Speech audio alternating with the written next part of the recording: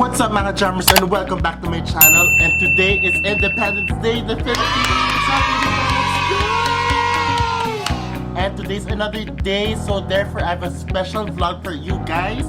It's gonna be a makeup session. Like, oh my gosh, disclaimer na po, hindi po ako professional makeup artist. And hello, talagang nanonood lang ng mga videos kaya natuto ko konti-unti.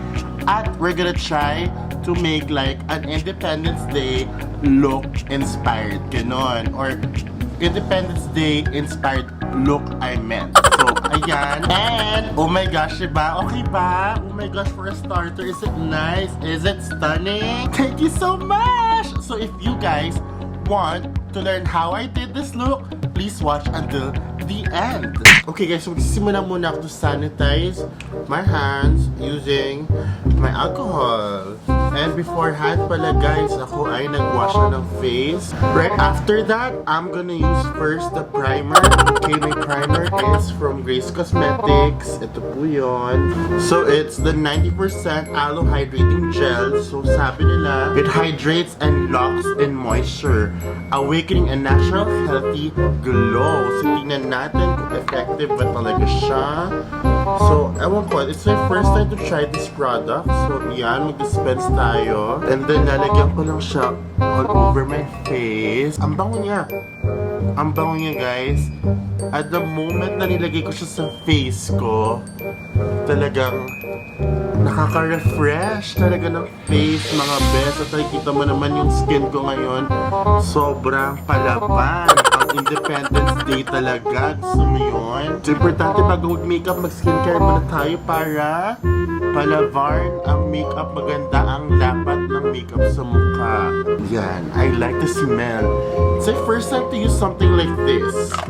So, yeah. Tignan natin kung very effective, kung maganda ang lapat ng makeup after. Then, I'll be using my sunscreen, which is from Face Republic. And, of course, kailangan natin mag-sunscreen kasi we need to protect our face. Talagang dapat ang beauty, hindi lang pinapakita pero pinoprotektahan. And I'm gonna put it all over my face. So, dahan-dahan na po ang pag-spread sa mukha. Ang fresh ko na tingnan sa camera. OMG.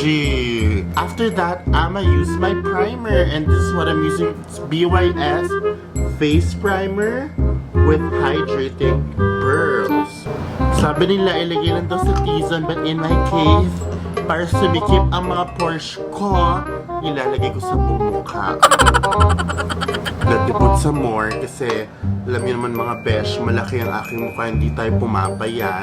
Tingnan natin kung nakakasikip ba siya ng pores. Sana pwede to sa buong katawan, no, para sumikip din yung fats pag pumayat ako. Ayan, tapos papatuloy na po natin ang ating face bago tayo mag-foundation. Ayan, I believe po, ready na po ang ating face mag-accept ng makeup. So, I will start with my color corrector. So, I'm gonna use the BYS correcting stick, yung yellow. So, ilalagay ko siya sa mga dark spots ko. Right, my under eyes is the worst ngayon kasi sobrang puyat ako always.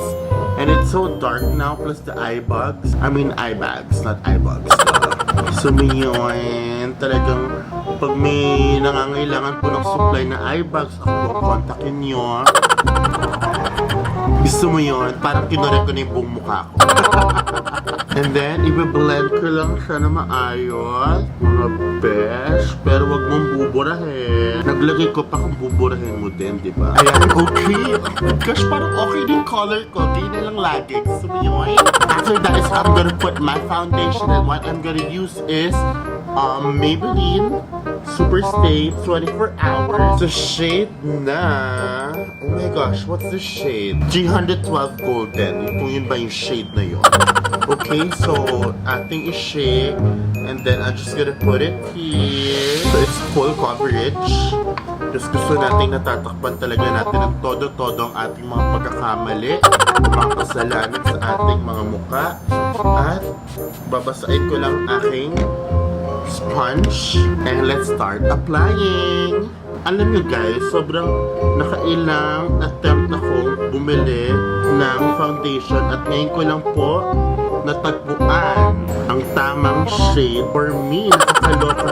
Kung makita niyo yung mga other videos ko dito, grabe po ang aking shade noon. Talagang akala mo foundation day. Okay, so i-blend ko lang po ang aking mukha.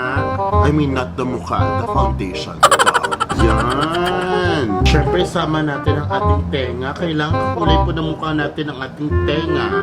Huwag po natin kakalimutan ang ating leeg. Kailangan po magkakulay po ang mukha natin at ang ating leeg. At lalo na pag naka-V ka like me, kailangan hanggang dito sa inyong cleavage, may foundation. Or else, pag nag-picture-picture kayo ng friends nyo at may flash na po mga best, lagot ka.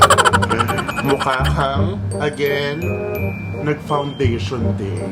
In fairness, sa primer and sa Grace Cosmetics moisturizer, yung hydrating gel nila, grabe oh, ang ganda ng lapat ng makeup sa akin. Walang mga patches.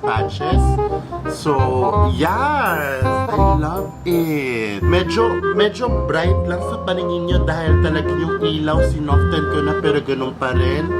Pero in person, maayos po ang kanyang shade. At I love the coverage of Maybelline. Oh my gosh, ang dami nyo natakpan. Isang layer pa lang. Now, it's time for me to, oh my gosh, to conceal my face using Maybelline, okay, Instant Age Rewind sa shade na... Oh my gosh, lagi kong nakakalimutan ko ano shade.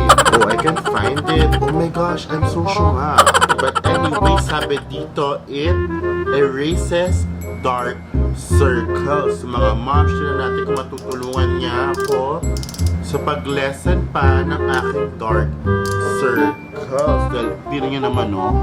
Medyo dark pa rin yung dito ko. Baklan to.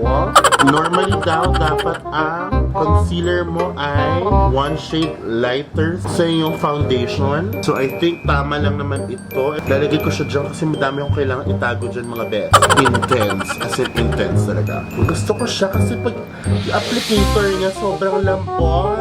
Love it. At napakamura lang yung mga besh. Ilalagay ko lahat ng mga prices down below. At not only it conceals yung mga pagkukulang natin sa mukha. You know, it also gives a highlight sa mukha natin. Sa mga areas na gusto natin i-highlight. At mabango siya, bes. I love it.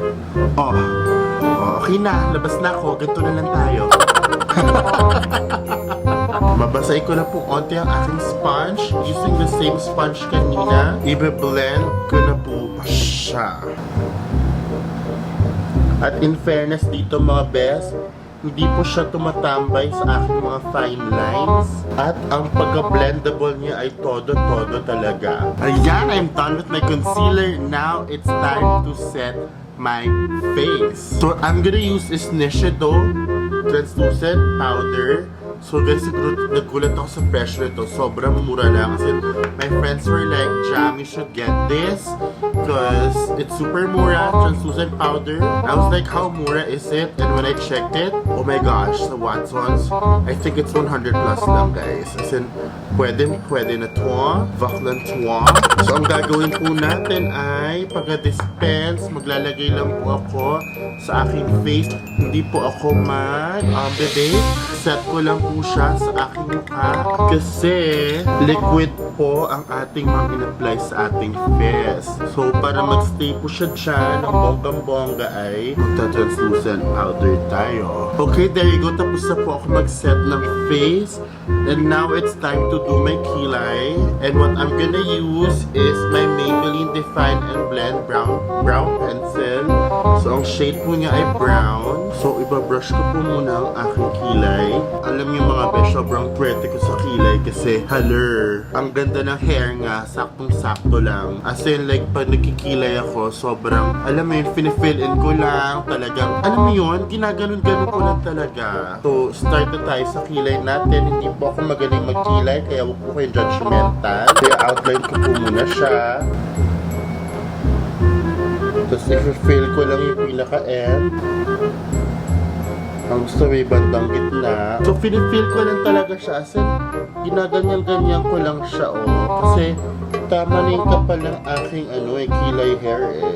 At ang gusto ko dito sa eyebrow pencil na to is that, oh my gosh, hindi siya masyadong pigmented, hindi masyadong waxy. So, pag hindi ka masyadong masashock sa unang swipe mo pa lang na gano'n. Kasi mabibuild mo siya na maayos, makokontrol mo yung pinaka-darkness niya. At meron po siyang kasamang brush na, kaya gusto ko siya. At now, pagdating dito sa may bandang gitna ay talagang i-blend ko na lang siyang gano'n para yung excess po na pigment mapunta dito sa gitna. Tapos ayusin ko lang siyang ganyan. Very simple lang ang pagkilay ko guys. Kasi no effort masyado. Ang effort ko lang dito mga best ay yung pagpantay niya. Pero huwag tayong mag-alala dahil hindi naman daw sila twins. They're sisters.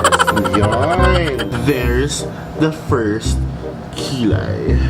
Tatapusin ko rin yung kabila at babalik ako sa inyo. Ayan, okay na po ang aking kilay. Now, it's time to use my fashion brow from Maybelline na eyebrow mascara para lang magka-bushy-bushy effect ka at sumunod sa tamang posisyon ng aking hair sa eyebrows. At ang pinaka-color niya or shade niya is brown para nababagay po siya sa hair color ko. Yan, huwag mo masyadong lagyan kasi nakakamansya po siya ng iyong pinaghirapan na kilay pag lumampas-lampas. So, very light lang po ang lagay nyo. Makulayin lang po ng konti at mapasunod yung pinaka-posisyon ng buhok. Like that, guys. Diba? Todo na. Dapat yung kilay nyo talagang nangungusap. Okay, now it's time to do the eyeshadow. So, very simple eyeshadow lang ito. Joke lang. So, I'm gonna experiment. I'm not good with eyeshadow as in super noob ko, mga besh. But since it is Pride Month / Independent Day, try kong gumawa ng Pride Month inspired na eyeshadow look. So first daw na ginagawa is kailangan i-conceal natin ang ating eyelids para maganda ang kapit ng ating eyeshadow. Halagyan ko lang siya dito at i-blend ko lang po siya gamit ng aking fingers. Okay, for my eyeshadow, I'm gonna use my Jaclyn Hill palette by Morphe, and I don't know, I'll just play around. So i-start muna natin with the base. So maybe what I can use is this yellow at ilalagay ko lang po siya sa aking crease. In fairness ha, kulay naman siya. There you go. In fairness sa pigment niya guys, todo. I'm gonna get my blending brush and blend it. Kapag nag-eyeshadow daw tayo guys, kailangan i-take time sa blending para maganda ang at kakalabasan nito. Yun daw ang secret sa eyeshadow. I think in general sa makeup, yun din ang secret talaga. Proper blending. Talagang huwag kang nagmamadali. Parang relasyon, hindi po natin yan minamadali. I'm gonna use this color sa pinaka-outer. At guys, oh my gosh, ang dark niya. Shucks, ano kaya itsura nito? And then, i-blend ko lang po siya pataas. Ayan po, now it's time to add more color. Oh my gosh, hindi magiging pride flag ang magagawa ko, pero Philippine flag inspired pala mga best. It's time to add something else. Like, oh my gosh, I want like a shimmer here sa inner. I'm gonna use this one. So, babasahin ko muna siya. Kasi shimmer po siya na shade. Oh my gosh, iba, bet. Iba ang color. Pang Catriona gray. Let's do it on the other side. Oh my gosh. Don't you just love it? Tapos, lagyan natin ng may pagka-color red dapat. I'm gonna use like this one right here. OMG! Let's do it! Ito lang yung topmost lang. Lalagyan ko lang siya ng color. Yan. You like it? Ganyan lang tayo, besh. And I'll do the same sa other side. Oh my gosh, don't you just love it? Okay, let's blend it mga besh. Dahan-dahan lang natin i-blend para maganda yung transition. Ito rin. Oh my gosh. Oh my gosh. I love it. Nalagyan ko lang yung ilalim ko. At darker red sa kabila. Gaganyanin ko lang dito. Okay guys, now it's time to put the eyeliner. And I'm gonna use the liquid eyeliner pen by Fashion 21. Ito yun. Oh my gosh, ito. First time ko lang talaga mag-eyeliner alone. Babalik na nga lang pagkatapos. Okay guys, there you go. Naglagay na ako eyeliner and na po yung aking eyeshadow. And now it's time for me to curl my lashes. Alam mo yun? Now it's time to put on my mascara from BYS. Okay. Okay guys, there's my eye look. Now it's time to contour. At gagamitin ko ang Fashion 21 ko na contour powder. Magko-contour na tayo. Para naman pumayat-payat akong konti. Payat na ba? Payat na ba? Oh, wala naman. Love it! Ang payat ko ng mga best at ang mga excess ilalagay ko dito sa taas sa mga anit natin. At syempre gusto natin ng fanga. Kahit mataba tayo, kailangan magkapanga tayo. Ito lang ang paraan, best na pinakamura. Ayan guys, ang payat ko na oh. Ito mo yun. Okay guys, may isang contour ko. It's time to use my blush on, which is from Fashion 21. And very light lang po ang aking iba-blush kasi ayoko na masyadong halata. Ganyan lang. Diba? Very light lang mga besh. Alright guys, it's time to highlight and I'm gonna use EB Advance. Naku guys, mura lang to pero grabe. Blowout highlighter. Kukunin ko ng aking highlighting brush. Yan. At i-highlight lang natin tong part na to. I mean, come on. Hey. Hi, highlight. And now it's time to do the lippy na I'm gonna use the nude lipstick of Sunny's. Okay, mag-lipstick lang tayo mga best.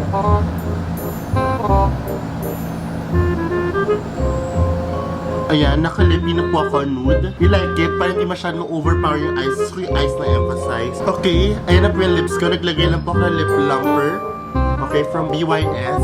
So now, I'm just gonna finalize my look by putting on setting spray.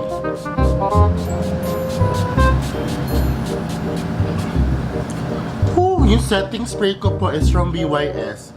Makeup Setting Spray HD.